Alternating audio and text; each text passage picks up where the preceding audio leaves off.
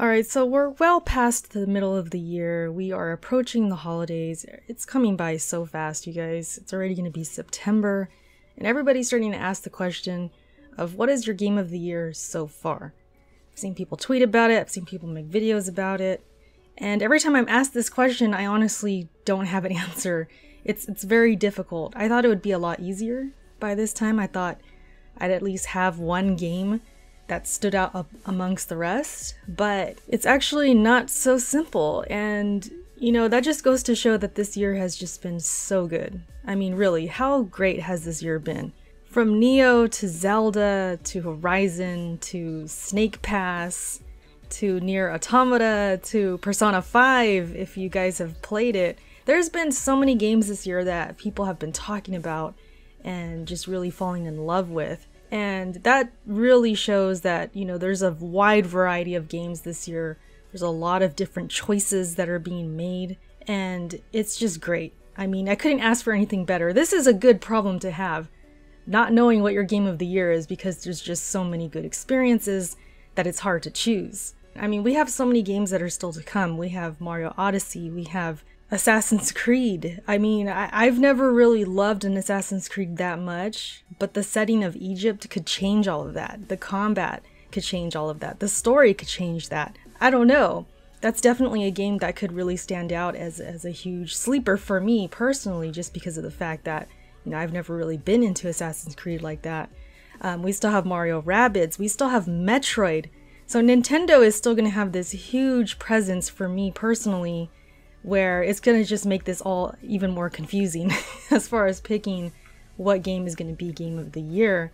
2017 has been just amazing, and it's got to the point where I've felt somewhat spoiled. I don't know if you guys have ever felt like this, where you're just playing all these great games and you're trying to figure out which one you like more than the other, so you kind of have to nitpick. You kind of have to think to yourself, okay, well, this game's amazing, but I kind of don't like the map. Or I don't really like how it rains all the time, and that's something I definitely thought when I was playing Zelda Breath of the Wild. It rained way too much, making it difficult to climb, because you do have to climb a lot just to get around certain areas. And so, yeah, I thought that to myself, like, yeah, I really don't like this rain right now.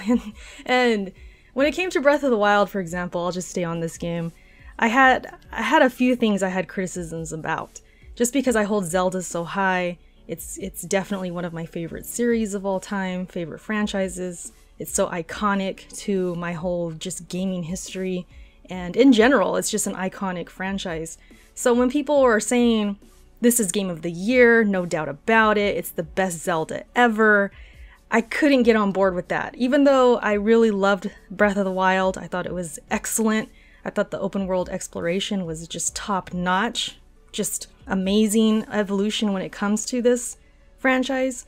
It definitely is not my favorite Zelda of all time. I even said on Twitter, as one of my unpopular opinions, that was a hashtag going around for a while, I said that I enjoyed Link Between Worlds much more than Breath of the Wild. Even though it was on the 3DS, didn't matter. I thought the format for that game was just classic and traditional Zelda that I grew up on. Something that complemented the Zelda style that I'm so used to and I really just adore. The dungeons, the bosses, the music, it was just a quality Zelda game.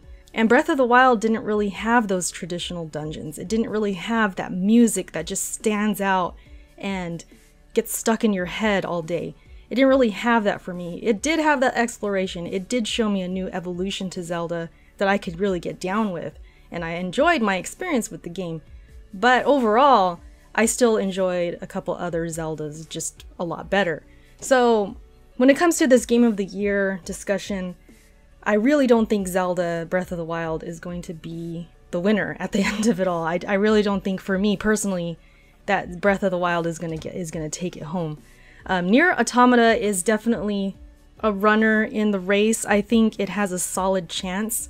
And this, of course, is if the other games for the rest of the year just don't match up. I mean, anything could, you know, come out of nowhere and be Game of the Year for me. I'm even thinking, you know, Mario Odyssey could come out of nowhere and take it. Metroid could come and take it. I mean, there's other choices that still have yet to happen. And we just don't know. But at the moment, Nier Automata is, I think, how you say it, right? I think it has a solid chance. I've really enjoyed this game. I've enjoyed the soundtrack so much. The gameplay is awesome. I've had frustrating moments with certain things, but I've been determined to get through those moments. I've been focused on just learning more about it and discovering things in this game. And when I actually streamed this game, people were telling me things that I didn't even know that I could do. And when I have those moments, they remind me of games like Bloodborne. I feel like when I'm interested in a game and I think I know enough, I think I know a lot about it, and then I realize I don't even know the half of it. I don't even know anything. And I just want to learn more. And the more I play it, the more I learn. And that's Nier Automata. That's what it's doing to me. It's kind of like a Bloodborne in that sense, as far as just learning more and more as I play. I'm about to start the 3rd playthrough, and I still feel excited to start it all over again, because I know it's going to be like a different experience and all of that.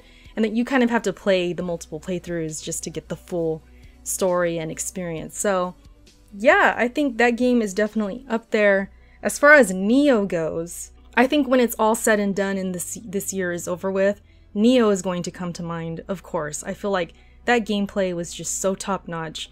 I had some issues with some of the bosses. I thought they weren't as creative as they could have been. I thought there was a little too much, a little too oversaturated with bosses, especially the human bosses. But besides that, Nioh was a great experience. The gameplay, like I said, top-notch.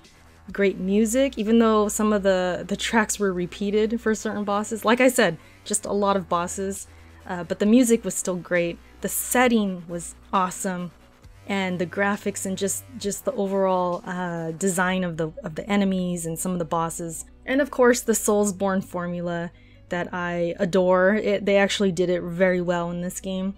And so Nioh is of course going to come to mind. I already know when I'm thinking about my game of the year, of course I'm going to think about Nioh when it's all said and done. So yeah, those are kind of the two, I would say, the two front runners right now.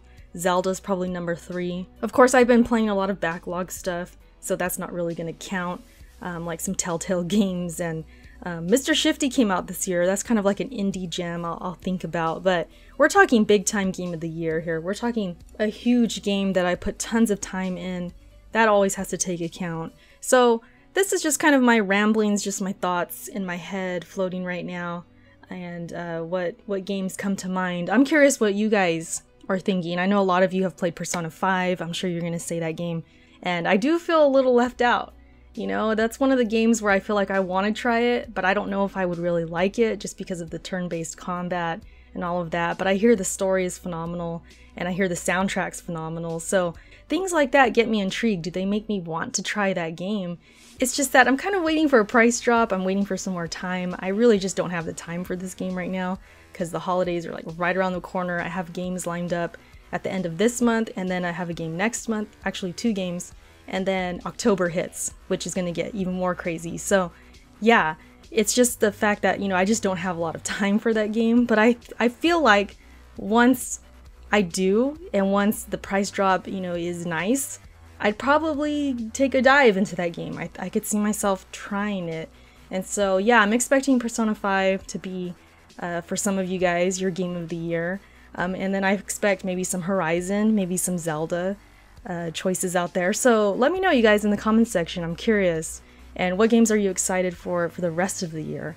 Go ahead and sound off in the comment section, and I will catch you guys in my next video. Peace.